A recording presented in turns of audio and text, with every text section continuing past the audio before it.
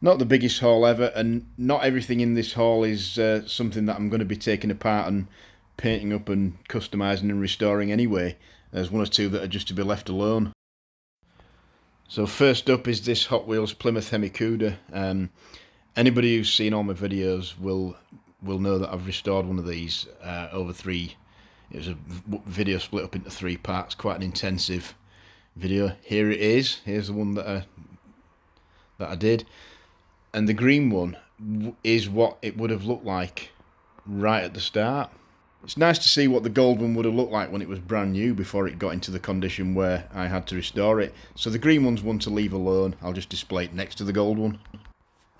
So the next one's one of the two that I'd probably say were slight makeaways. Not because there's anything wrong with it. I do like little NASCARs. That's why I always pick them up whenever I see them. But especially ones like this, where it looks to be one of the Toyota Camry based ones, and it's quite a fair representation of it. It's just there's not a great deal I can do with them. I'm not into like liveries and stickers and transfers and numbers and decals and things like that. So I mean, I suppose I could strip it down and just make it into like this kind of plain NASCAR. I've done that once or twice. Once you've done it, you've done it. And there's nothing really wrong with this one either. So it's kind of a bit superfluous in the terms of there's just not much I can do with it. But it is nice. I'll probably give this to somebody ultimately. There'll be somebody who would really like that. So that's what I'll do with it. And the next one's not really going to have much of a future in terms of being taken apart either, because it's just really very lovely as it is. It's a Hot Wheels Nissan R390. I'm not sure if it's with it having like the headlights and indicators and stuff, details on both ends. I'm not sure if this would have just been a standard kind of £2, £3 thing. It might have been like some kind of semi-premium. I'm not sure. I'm not all that well up on all that, if I'm quite honest. But I just thought that was absolutely beautiful. It's in mint condition. I like the fact that it's just plain, like a kind of road going version of it. I'm just going to keep that and just keep it absolutely as it is. The Ford GT next to it, that's in poorer condition, so that's going to get done. Standard kind of procedure with that, just take it apart and do it like a really mad colour, like madder than the colour that it's already in. But yeah, the Nissan, that's in no danger of being taken apart. It's just a very nice thing to have come across. So we'll get on to the ones that are actually going to get something done with them. So it's the Hot Wheels Lamborghini and the Ford GT. They'll probably get done at the same time, and it's standard procedure with stuff like this. It's almost like I've got a standard procedure really. Just take them apart, strip the old paint off, and just a crazy colour. Just something quite mad looking, a bit of a colour fade, that kind of thing. That just tends to work well on stuff like that. So this is a beautifully distressed looking thing. It's just right. It's just how you like to get them, because you get a lot more satisfaction from the transformation when they're really scruffy to start with. But it's not going to be a pain. It's not going to be a nightmare to do, because there's nothing actually broken or missing. Even the glass will polish up quite nicely. It doesn't look like it will there, but it will. It's a real toy Jaguar S-Type, the second time round S-Type from the late 90s. Very nicely proportioned thing. It would have looked quite a thing when it was brand new. Real toy stuff's always really well made and got nice amount of detail on it. And the good thing is with this, I won't be losing all that, because some of the real toy stuff you lose a lot of the detail, and you can't really get it back when you strip the paint. Like the little grills they put on the Mercedes are like a sticker, so that's just all gone, and you've got to try and somehow replace it yourself. This is all right though on the Jag, because it's just little the actual bars of the grill are sort of cast into the metal, so I'll be able to recreate the grill quite nicely on that. Probably go for like a fairly standard look with it, I would have thought. Just give it a nice restoration, put it in a nice colour, maybe something that's a little bit more suited to, or maybe not, maybe something along the same lines of this green, which is slightly unusually bright green that you'd have gotten on something like this. But we've got to strike a balance between or sometimes you've just got to make a decision whether you want to restore it as a nice toy or as a nice model of the real car. I often try to go somewhere in between, so we'll see. But it won't be anything too wild on that one, I don't think. And this Mercedes is quite interesting. I don't know who made it.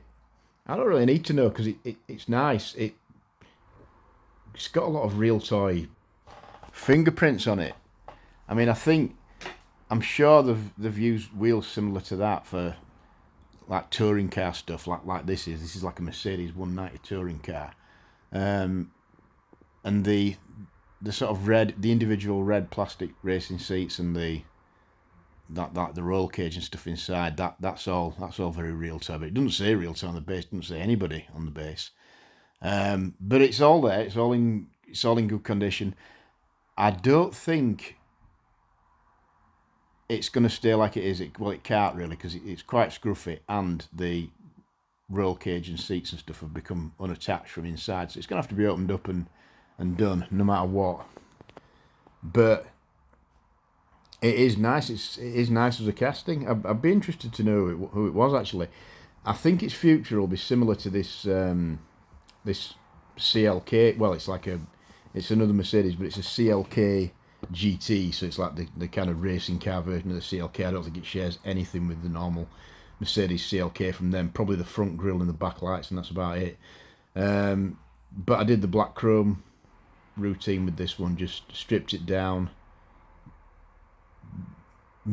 took it through the full kind of mirror polishing process. There's videos. There is a video on my channel all about how to do that. So I took it through all that.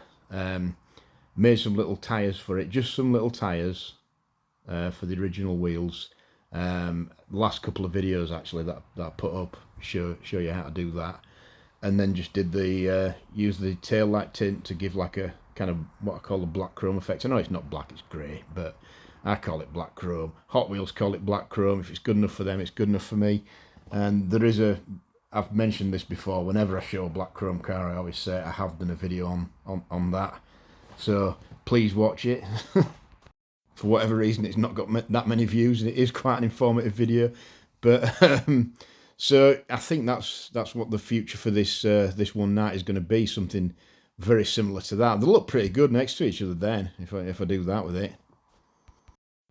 So this is the other make weight. It was literally either pay the same amount of money for 8 cars or 9 cars, and this was car number 9. I got it because, all right, why would you get something like this? You can't even tell what it's supposed to be. It's sort of vaguely a Ferrari 348 maybe, but viewed from a very far distance through reality distorting goggles maybe. But the body itself, it's good as a colour tester, so it will come in useful for that. If I've spent a long time making a paint and a long time mirror polishing a body, and then I put the two together and it doesn't look very good, I've got a lot of work to do again, whereas I can use this as a kind of guinea pig for new paints, and then it can be stripped off and used again and again and again and again, so it could be doomed to an endless cycle of just being repainted. Plus there's some wheels on there that I can do up a little bit and use on something, so it's well worth having. Well, for nothing anyway, and it's not exactly like it's going to take up a lot of space. So last but not least, Datsun 240Z, or Nissan Fairlady Z. Not in awful condition by any stretch of the imagination. It makes me wonder if there's really any merit to taking this apart and doing anything with it. I quite like the blue colour scheme.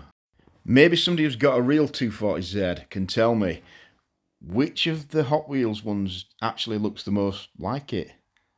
I mean, as far as I can tell, they're making both of these side by side. They're both the same car. They both say Datsun 240Z underneath. I know one's got what they call the G-nose, so it'll look different from the front. But from the top, they look totally different. The darker blue one is definitely narrower. Which is it? I mean, and then you've got the old Matchbox 260Z. Who's right? I mean, it doesn't matter to me. I love them all, but is it Matchbox, Hot Wheels, or Hot Wheels that have got it right? Moving on to part 2, which is an update of some of the ones from the haul from last week. The MC Toy BMW 750 IL the Mercedes, the Matchbox Mercedes 500 SL, and the Trans Am twins, the MC Tower one and the Matchbox one that looked almost identical. Here they are. There's been movement on all those cars. I'm not saying they're all done. They're not just going to be presented at the end, all finished in the final glory. I mean, you'll see in a second. This is where the Trans Ams are up to. I'm doing them side by side. So they've both been dismantled. They've both been stripped. So the hard part, the less fun part, is over with. So it's just the nice, easy bit from now on. They get more identical the more you take them apart. The glass units will actually swap from one to the other. The interiors won't quite, but the window units will. Now the Mercedes, it doesn't look like I've got very far with this at all, but there's a lot more work gone into this than you'd think. The windscreen glasses had a lot of repair work done. I've left like a third of it unrefurbished just so you can see the difference. The BMW 750 is done though. I used a chrome base coat. I mean, this is it just kind of loosely put back together just so you can see it in that gold chrome, because it does look alright like that. And then I went over it with a transparent red. It's quite a Matchbox like colour. That's the effect I wanted to create, really. I mean, they were so keen to, MC Tower were obviously so keen to make the cars look like Matchbox cars anyway, so I thought I might as well help them along and really make it look like a Matchbox, because this is the type of red that they used quite a lot in the late 80s, things like the Jag XJ6, and, well, to a lesser degree like the Cavalier and the Rover Sterling, they weren't quite like this red, but the Jag XJ6 is definitely a lot like this red. So I just tidied up the wheels a bit, just replacing some of the lost sort of silver from the wheels, and cleaned the actual surfaces of the wheels themselves. Just they've come up quite well, and there's quite a bit of work going into the glass as well. I did do a full polish on the glass, just like in the video that I've got on refurbishing Matchbox glass. I did it exactly like that. Anyway, I'll shut up now so you can just enjoy looking at it without hearing an annoying voice in the background. Thanks for watching.